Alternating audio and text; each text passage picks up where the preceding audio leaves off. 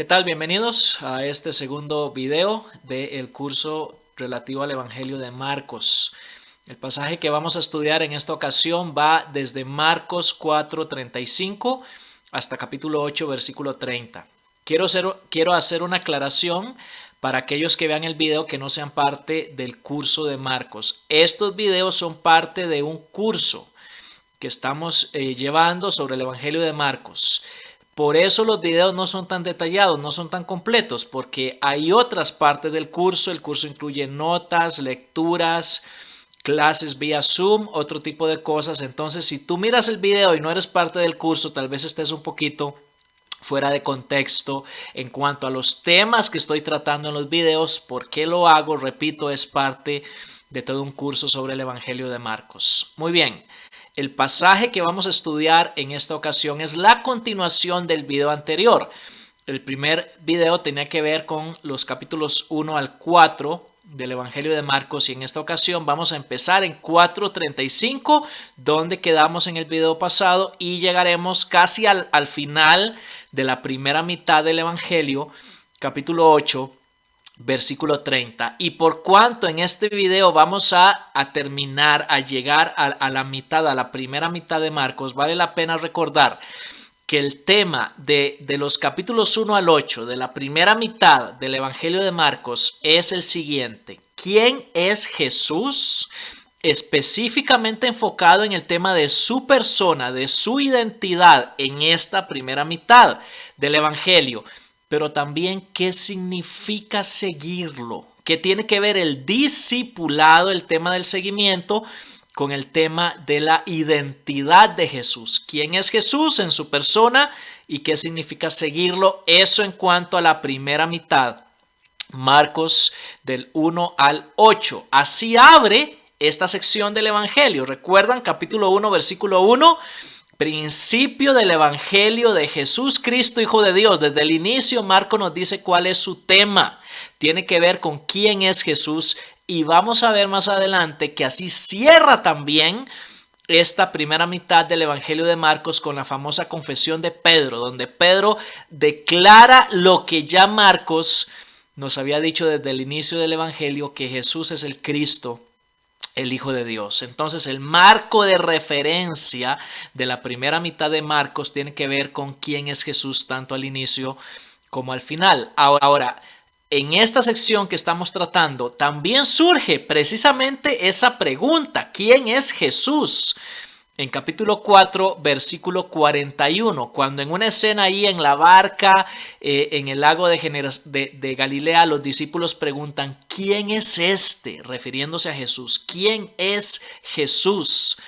Que aún los vientos y el mar le obedecen. Ahora, dentro de esta misma sección, esa pregunta que los discípulos plantean en 4:41 y que ellos por sí mismos no pueden responder, la responde Legión de Gadara. El hombre poseído por una legión de demonios responde la pregunta de los discípulos en capítulo 5, versículo 7, donde le dicen a Jesús: ¿qué tienes que ver tú con nosotros, Jesús, Hijo del Dios Altísimo? Así le dicen, Hijo del Dios Altísimo, y esa es la respuesta a la pregunta de los discípulos. ¿Quién es Jesús? ¿Quién es este? Preguntan ellos. Legión responde: es el Hijo del Dios Altísimo. El tema, repito, que recorre toda la primera mitad del Evangelio de Marcos. Muy bien, capítulo 4:35 hasta el 8:30. Vamos a estudiar tres temas principales en esta sección de Marcos. El primero tiene que ver con la absoluta autoridad de Jesús, de 4:35 a capítulo 6, versículo 6. El segundo tema importante: el envío misionero de los discípulos. Va desde 6:7 hasta 8:26. Y finalmente, el tercer tema principal es el reconocimiento abierto de Jesús, capítulo 8, versículos 27 hasta el 30. Vamos a ver cada uno de estos tres temas brevemente. El primero: la absoluta autoridad de Jesús. Capítulo 4:35 hasta capítulo 6, versículo 6. Ahora, hay un proceso de revelación de esta absoluta autoridad de Jesús, un proceso en 4 pasos en esta sección de Marcos. Primero, Jesús manifiesta su autoridad absoluta sobre una tormenta incontrolable. La escena ahí donde van en la barca en el lago de Galilea, Jesús se duerme y se desata esta tormenta incontrolable. Los discípulos asustados van y le dicen: Señor, ¿no tienes cuidado que perecemos? Jesús se levanta y con solo la autoridad de su palabra calma los vientos, calma la tormenta. Es la autoridad de Jesús sobre la esfera natural, sobre la esfera de la naturaleza. El mundo natural se somete a la absoluta autoridad del Señor Jesús. Es el primer paso de revelación de la absoluta autoridad de Jesús. En el segundo paso, Jesús manifiesta su autoridad sobre una legión indomable. Capítulo 5, versículos 1 al 20. Una legión romana estaba compuesta por miles de soldados romanos. Ni siquiera podemos comenzar a imaginar la terrible situación que este hombre vivía al ser poseído por una legión de demonios. Es el nombre que contestan los demonios cuando Jesús les pregunta cuál es su nombre. Y en toda esa escena, capítulo 5, versículos 1 al 20, vemos cómo la legión había hecho que este hombre fuera indomable. No podía ser dominado de ninguna manera. Sin embargo, en el momento en que la legión de demonios ve a Jesús, dice el pasaje que el hombre sale corriendo y se arrodilla, sometiéndose enteramente a la absoluta autoridad de Jesús. Obviamente, al final de la historia, Jesús expulsa a los demonios del hombre. Es la autoridad absoluta de Jesús sobre la esfera demoníaca. En el primer paso es sobre la esfera del mundo natural. En este segundo paso es sobre la esfera del mundo de los demonios. En el tercer paso de revelación de la absoluta autoridad de Jesús, vemos su autoridad sobre una enfermedad incurable. Capítulo 5, versículos 21 al 34. La mujer con flujo de sangre, que dice el pasaje que había gastado todo su dinero yendo a muchos médicos y con nada había podido ser sanada. Pero por su fe en Jesús, al tocar el manto de Jesús, ella fue sanada inmediatamente. Es la autoridad de Jesús sobre la esfera humana. Miremos cómo va el proceso de revelación ascendente de la absoluta autoridad de Jesús sobre el mundo natural en la tormenta, sobre la legión de demonios y ahora en la esfera humana sobre una enfermedad incurable. Y el clímax, el punto principal, el punto mayor de la autoridad de Jesús en esta sección de Marcos es cuando Él manifiesta su autoridad sobre la muerte invencible. Tanto en el tiempo antiguo como en nuestro propio tiempo acostumbramos decir que todo tiene solución menos la muerte, ¿verdad? También la muerte tiene solución a través de la autoridad absoluta del Señor Jesús. La muerte se considera un enemigo invencible. Jesucristo venció la muerte al resucitar a la hija de Jairo en Marcos 5, 35 hasta el 43. Es la esfera de la muerte, la esfera mortal. La absoluta autoridad de Jesús se manifiesta en todas y cada una de las esferas de existencia. El mundo natural, el mundo demoníaco, el mundo humano, y finalmente la esfera de la muerte. Es el punto en el cual la autoridad de Jesús alcanza su clímax, su lugar más alto, su punto principal.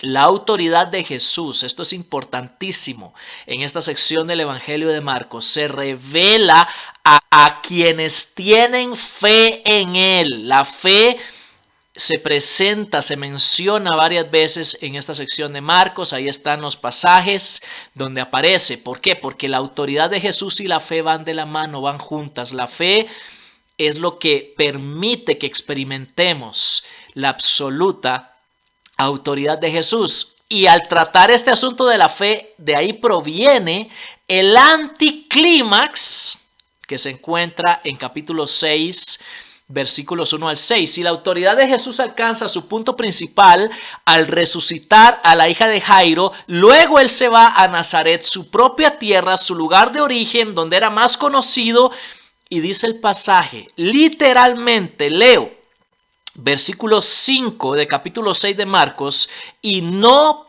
pudo hacer allí ningún milagro.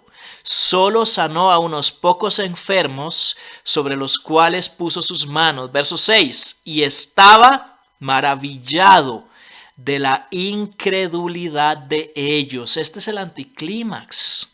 Porque aquí vemos cómo la autoridad absoluta de Jesús tiene un tope. El poder de Jesús tiene un límite. Por decirlo así, sabemos que no tiene límites, pero un límite en cuanto a su manifestación por causa de la incredulidad de las personas. Si hay algo que detiene el poder de Dios y si hay algo que maravilla, que asombra a Jesús, es la incredulidad de las personas, y es lo que en este caso proporciona el anticlímax, porque aquí no se pudo manifestar la absoluta autoridad de Jesús en su propia tierra. Entre aquellos más cercanos a él, Jesús no pudo hacer ningún milagro debido a su incredulidad. Y como ya mencioné, la incredulidad detiene y paraliza el poder de Dios y la autoridad de Jesús. La incredulidad es el enemigo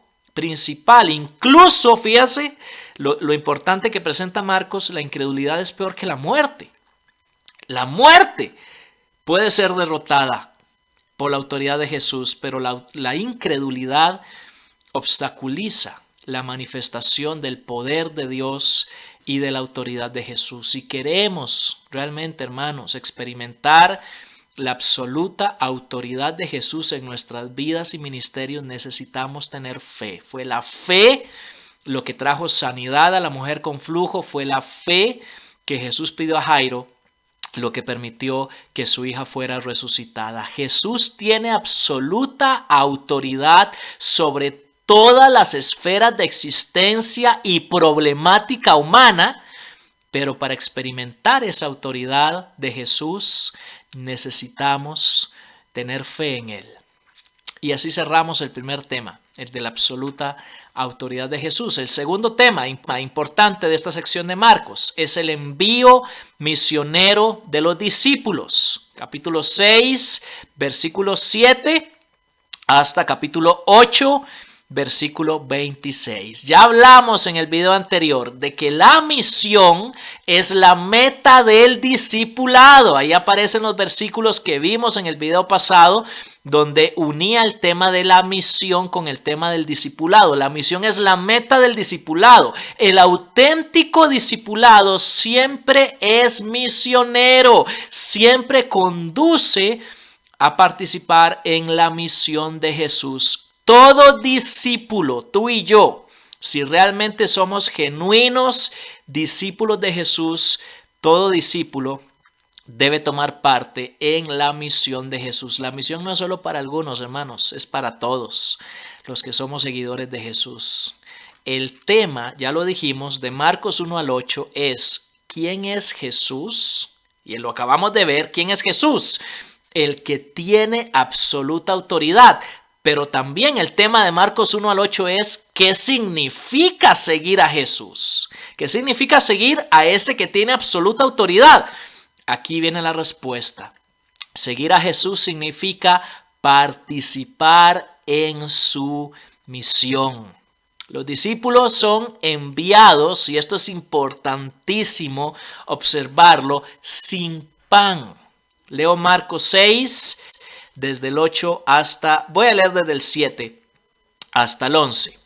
Entonces llamó a los 12 y comenzó a enviarlos de dos en dos, dándoles autoridad sobre los espíritus inmundos. La autoridad que Jesús tiene se la delega a sus discípulos. Y les ordenó que no llevaran nada para el camino, sino solo un bordón, ni pan, ni alforja, ni dinero en el cinto, sino calzados con sandalias. No lleven dos túnicas, les dijo, y donde quiera que entren en una casa, quédense allí hasta que salgan de la población. Y en cualquier lugar que no los reciban ni los escuchen al salir de allí, sacudan el polvo de la planta de sus pies en testimonio contra ellos. Jesús envía a sus discípulos sin pan. Esto es muy importante porque es uno de los temas principales de Marcos 6:7 hasta el 8:26. Son enviados sin pan a una misión integral. Esto de la misión integral ya lo vimos en el video pasado. Es la misión en la cual las palabras y las obras van juntas. Es la misión en la cual Jesús y nosotros, los discípulos de Jesús, no solo satisfacemos necesidades espirituales de las personas, sino también necesidades físicas y materiales, dice. Versículos 12 y 13, y saliendo predicaban que todos se arrepintieran. En la parte espiritual es la parte de las palabras. Verso 13, y echaban fuera muchos demonios y ungían con aceite a muchos enfermos y los sanaban. En la parte de las obras es la parte de suplir las necesidades físicas y materiales de las personas. Misión integral es la misión de Jesús. Y es la misión que Jesús nos delegó a nosotros. Ahora, hablemos un poquito de pan. ¿Por qué? Porque en esta sección de Marcos, el término pan aparece más de 20 veces en solo 3 capítulos, de Marcos 6 a Marcos 8. La palabra pan aparece más de 20 veces. No les voy a decir cuántas veces exactamente porque es parte de lo que los alumnos del curso deben hacer. Averiguar cuántas veces aparece pan en Marcos 6 al 8. Más de 20 veces. Ellos, los discípulos, deben confiar en Dios como su proveedor de pan. Es parte importantísima de la enseñanza de esta sección de Marcos. Cuando Jesús los envía sin pan, les dice: tienen que confiar que Dios va a proveer todo lo que necesitan. Pan aquí es una figura de todo lo que el discípulo necesita en términos de protección, de provisión, de sustento, de todas las capacidades y de todos los recursos que el discípulo necesita para realizar la misión de Jesús. No es solo el pan físico, aunque por supuesto lo incluye, sino que es una figura de todo lo que el discípulo requiere para su sostenimiento mientras realiza la misión de Jesús. Significa todas sus necesidades materiales.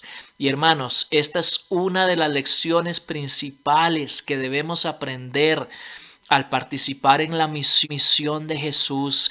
Él es nuestro proveedor. Mucha gente no es parte de la misión precisamente porque le falta confiar en Dios como su proveedor. Es una lección difícil de aprender. Me atrevería a decir que es una de las más difíciles de asimilar.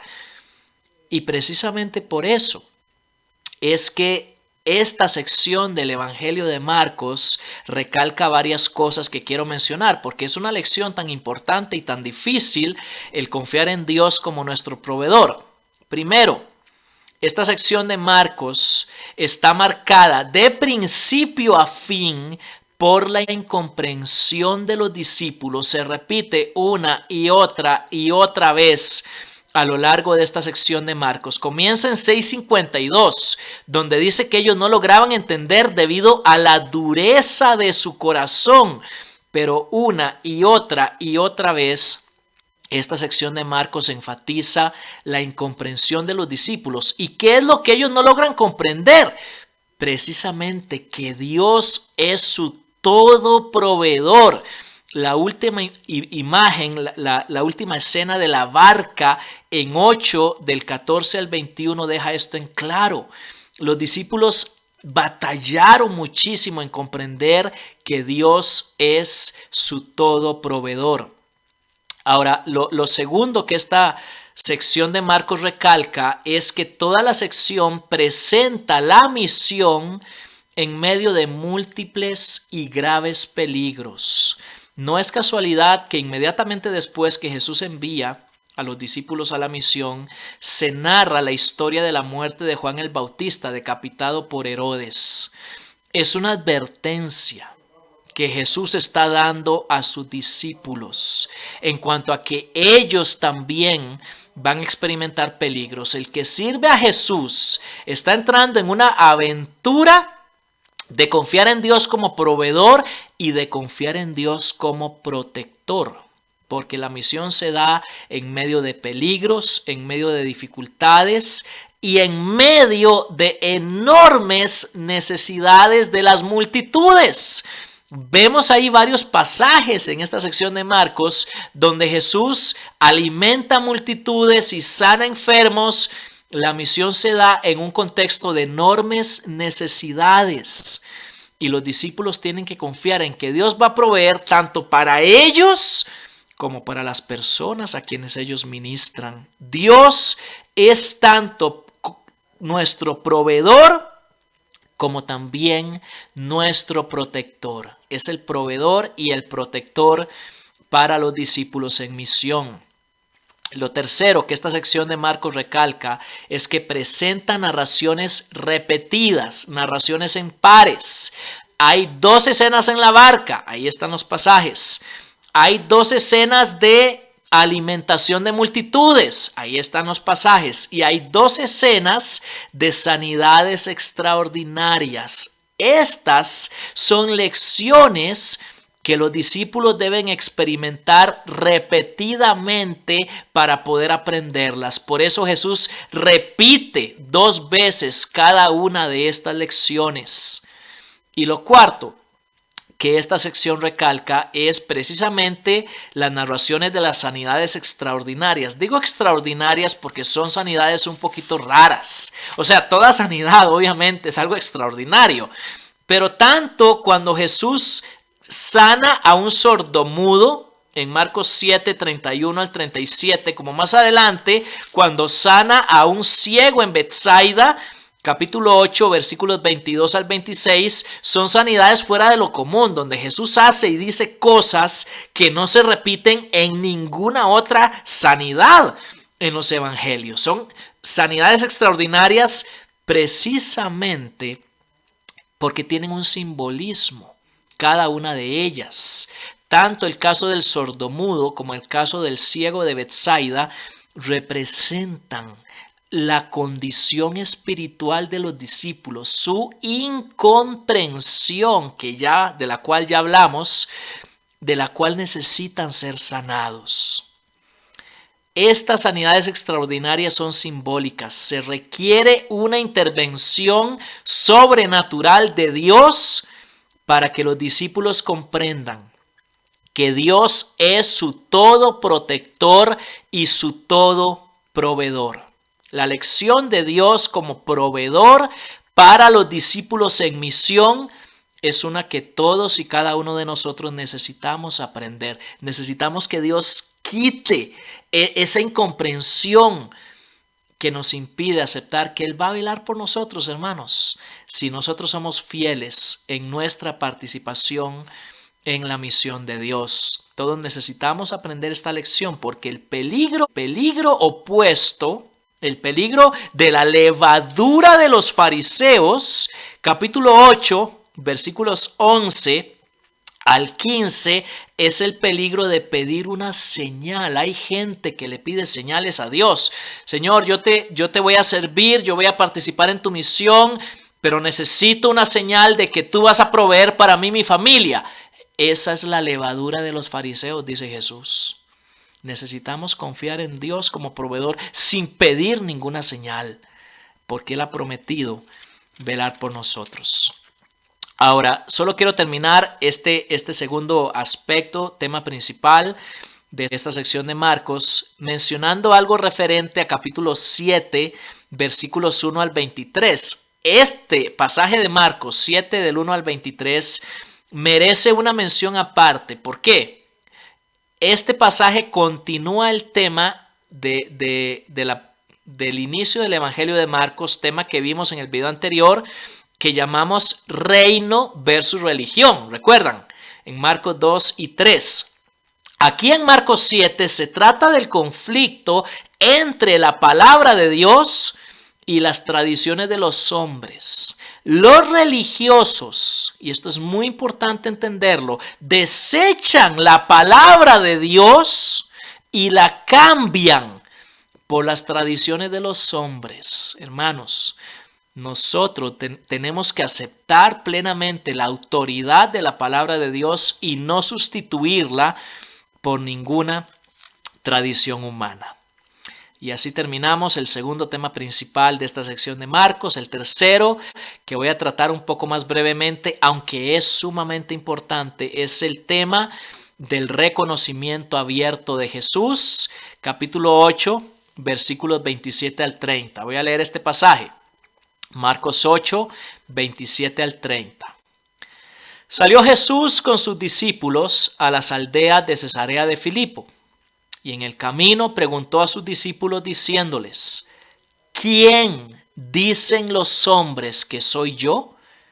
Y le respondieron diciendo: unos Juan el Bautista, y otros Elías, pero otros uno de los profetas. Y él les preguntó de nuevo: pero ustedes, ¿quién dicen que soy yo? Respondiendo Pedro le dijo: tú eres el Cristo. Y él les advirtió severamente que no hablaran de él a nadie. ¿Quién es Jesús?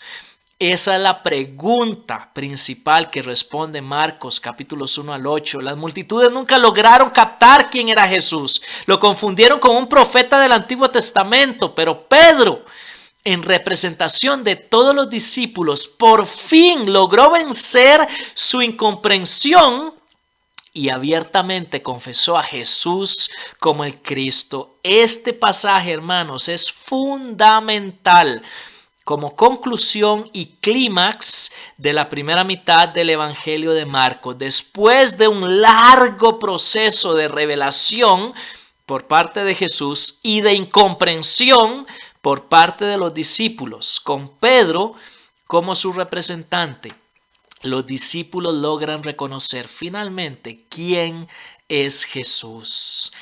Esa era la meta de esta primera mitad del Evangelio de Marcos, y finalmente los discípulos lograron alcanzar esa meta, reconocer quién es Jesús, el Cristo, el Hijo de Dios, el Mesías, el Salvador, el Rey. Todo eso está contenido en la expresión de Pedro: tú eres el Cristo. Los discípulos tardaron mucho en reconocer la identidad mesiánica de Jesús. Y aquí cierra la primera mitad de Marcos, y entonces al abrir la segunda mitad, que vamos a comenzar a tratar en el siguiente video, surge una pregunta. Estos discípulos, estos mismos que tardaron tanto en reconocer la identidad de Jesús, ¿lograrán comprender su obra? Porque a partir de Marcos, de Marcos 8:31, el tema pasa a ser la obra de Jesús. ¿Lograrán los discípulos comprender la obra de Jesús? ¿Lograremos nosotros comprender y practicar el auténtico discipulado misionero, confiando en Dios como nuestro todo proveedor? Yo creo que ese es el desafío principal que nos presenta esta sección de Marcos 4:35 hasta el 8:30. El discipulado es la participación en la misión de Jesús, confiando en Dios como nuestro todo proveedor. ¿Lograremos, hermanos, realmente reconocer esto, creerlo y meternos de lleno en la aventura misionera del discipulado de Jesús? Yo espero que sí, y continuaremos hablando de esto en el siguiente video. Bendiciones.